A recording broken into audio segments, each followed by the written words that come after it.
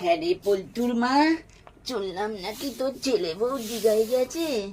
হ্যাঁ, ওই একটু দুদিনের জন্য ঘুরতে গেছে। বাবা, নতুন বউ এখন কোথাও বাড়ির বাইরে যেতে নেই রে। ছি না ছি গো ছি ছি কাকি, ছি। সব ভুল ধারণা, কিচ্ছু হবে না। বাবা বললেই হলো, তুই জানিস নতুন বউ হলুদের গন্ধ কাটতে 6 মাস সময় লেগে যায়। আমাদের সময় আমরা বছরকে বছর ঘরের কোণে বসে থাকতুম, 10টা আরে বাচ্চা কিচ্ছু হলে হবে তবেই না, বেরোতুম। কিচ্ছু হবে না, ওর সঙ্গে আমার ছেলে সব সময় থাকে, কিচ্ছু হবে না। আরে সব সময় থাকে বললি হলো? কেন রে বোন, বুঝিস নিস আজকাল দিনকাল খারাপ, কোন ছেলে গন্ধ শুঁকে নেবে বলা যাবে? আর তোর বউ তো পুরো দেখেছি বাবা, যেন ইংরেজি ম্যাডাম। কেন, কি হয়েছে গো কাকি?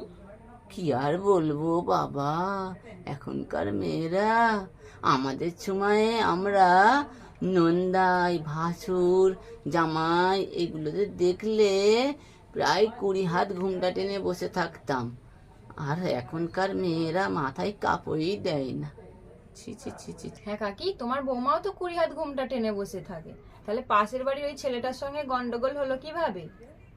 মাঝরাতে ধরা পড়লো?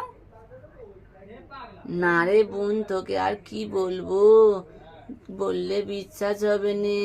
আমার বউ সবসময় নামাজ রোজা করতো, ভালো চলতো, কিন্তু জানিনি কে কার দৃষ্টি পড়ে গেল, কে ওকে ওষুধ করলো কি জানি। ও তো ছেলেদের দেখলে ঘুমটা টেনে বসে থাকতো, কি হলো কি জানি বাবা। আমার ভালো বউয়ের কে সর্বনাশ করে দিয়েছে রে। আমার ভালো বউ ছিল রে। হ্যাঁ, তোমার বউ কত ভালো ছিল গ্রামের সব লোক জানে, তোমাকে আর বলতে হবে না। না রে মা, তোকে কি আর বলবো, লোকে বদনাম করার ধান্দা। মেয়েটা সারাদিন ঘুমটা টেনে বসে থাকতো, রাত্রেবেলা হাওয়াতে কিভাবে নিচের কাপড় সরে গেল বুঝতে পারিনি রে। মেয়েটা ওই রকম নয়, হাওয়াতে কিভাবে কি হয়েছে।